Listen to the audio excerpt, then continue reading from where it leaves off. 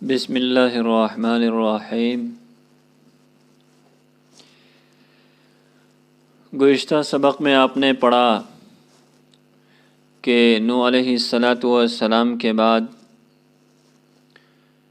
طوفان کے بعد جو ذریت طوفان میں بچی ہوئی تھی، جو نسل طوفان میں بچ گئی تھی، جن کو اللہ تبارک و تعالیٰ نے اپنے عذاب سے بچایا تھا، ان کی ذریت میں اللہ تبارک و تعالیٰ نے برکت دی اور ان کی کھیتی میں برکت دی، ان کی نسل میں برکت دی، اس طرح سے ان کے جانوروں میں برکت دی تو اور اسی طرح سے ان کی سرزمین میں برکت دی کہ وہ جس زمین میں رہتے تھے وہ سرسبز و شاداب سرزمین تھی، وہ وہاں ہریالی ہی ہریالی تھی، اور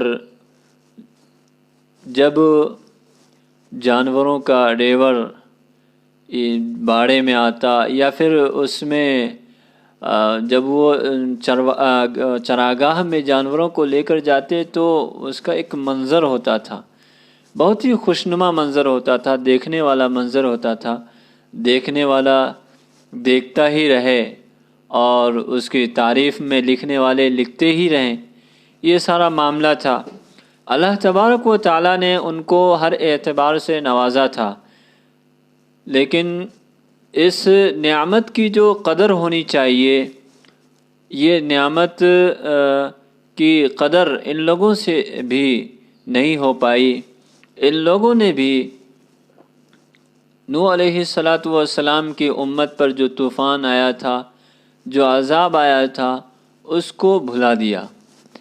ان لوگوں نے جو کچھ اپنے آباء و اجداد سے سنا تھا اس کو پس پش ڈال دیا، اور اس کو پس پش ڈالنے کے بعد یہ لوگ بھی جس طرح سے نوح علیہ السلام کی قوم بتوں کی عبادت کر رہی تھی، اسی طرح سے یہ لوگ بھی بت کی پرستش میں لگ گئے اور غیر اللہ کی عبادت کرنے لگے اپنے ہاتھوں سے۔ بڑے عجیب بات ہے کہ اپنے ہاتھوں ہی سے یہ لوگ بتوں کو تراشتے اور خراشتے تھے اور پھر اس کی عبادت کرنے لگے، اللہ کی نعمتوں کی ناشکری کرنے لگے۔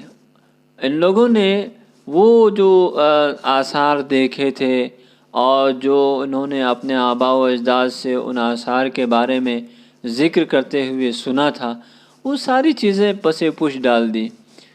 پس پش ڈالنے کے بعد یہ بھی نوح علیہ السلام کے قوم کی طرح جو بتوں کی عبادت کرنے لگے، ان کے سامنے سجدہ ریز ہونے لگے اور ان کے سامنے کھانا پینا ساری چیزیں رکھ رہے تھے، انہی سے اپنی ضروریات کا سوال کر رہے تھے، جو بھی ان کو مانگنا ہوتا وہ انہی بتوں کو سے مانگتے تھے۔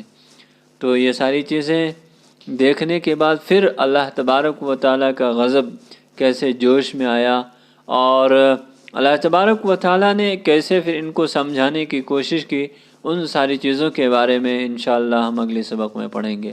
کفران و عاد، عاد کی ناشکری، قوم عاد کی ناشکری۔ وَلَكِنَّ عَادًا لَمْ يَشْكُرُ اللَّهَ عَلَى هَذِهِ النِّعَمِ الْكَثِيرَةِ عَلَى هَذِهِ النِّعَمِ الْكَثِيرَةِ، لیکن قوم عاد نے اللہ تبارک و تعالیٰ کا شکریہ ادا نہیں کیا، عَلَى هَذِهِ النِّعَمِ الْكَثِيرَةِ، ان بہت سارے نعمتوں پر۔ وَنَسِيَتْ عَادٌ قِصَّةَ الطوفان، اور عاد طوفان کے قصے کو بھول گئے۔ الَّتِي سَمِعُوهَا مِنْ آبَائِهِمْ، جن کو انہوں نے اپنے آباء و اجداد سے سنا تھا۔ وَرَأَوْا آثَارَهُ فِي الْأَرْضِ، اور انہوں نے زمین میں اس کے آثار دیکھے۔ وَنَسُوا لِمَاذَا أَرْسَلَ اللَّهُ الطُّوفَانَ عَلَى أُمَّةِ نُوحٍ، اور وہ اس چیز کو بھول گئے کہ اللہ تبارک و تعالیٰ نے طوفان کو امت نوح پر، نوح علیہ السلام کی امت پر کیوں بھیجا۔ وَصَارُوا يَعْبُدُونَ الْأَصْنَامَ، اور وہ بتوں کی عبادت کرنے لگے، كَمَا كَانَتْ أُمَّةُ نُوحٍ، جیسا کہ نوح علیہ السلام کی امت کر رہی تھی۔ تعبد الاصنام بتوں کی عبادت کر رہی تھی، جیسا کہ نوح علیہ الصلاۃ والسلام کی امت بتوں کی قوم بتوں کی عبادت کر رہی تھی۔ وَكَانُوا يَنْحِتُونَ الْأَصْنَامَ مِنَ الْحِجَارَةِ بِأَيْدِيهِمْ ثُمَّ يَسْجُدُونَ لَهَا وَيَعْبُدُونَهَا، وہ بتوں کو تراشتے تھے پتھر سے اپنے ہاتھوں سے، وہ پتھروں سے بتوں کو اپنے ہاتھوں سے تراشتے تھے۔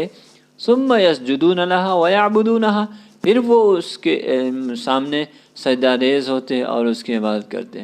وَكَانُوا يَسْأَلُونَهَا حَاجَاتِهِمْ وَيَدْعُونَهَا وَيَذْبَحُونَ لَهَا وَكَانُوا عَلَى أَثَرِ أُمَّةِ نُوحٍ، وہ اپنے ضروریات کا سوال کرتے تھے، اپنی ضروریات کے بارے میں ان سے سوال کرتے تھے، مانگتے تھے اور ان کو پکارتے تھے۔ وَيَذْبَحُونَ لَهَا، اور ان کے لیے جو ہے ذبح کرتے تھے، جانوروں کی قربانی پیش کرتے تھے۔ وَكَانُوا عَلَى أَثَرِ أُمَّةِ نُوحٍ، اور وہ نوح علیہ السلام کی امت کے نقش قدم پر تھے۔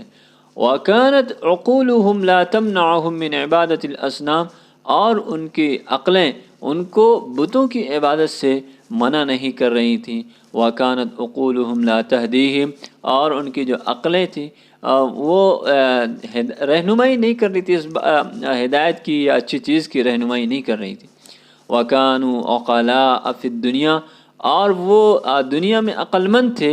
اغبیاء فی الدین، اور وہ دین کے سلسلے میں غبی تھے، کند ذہن تھے۔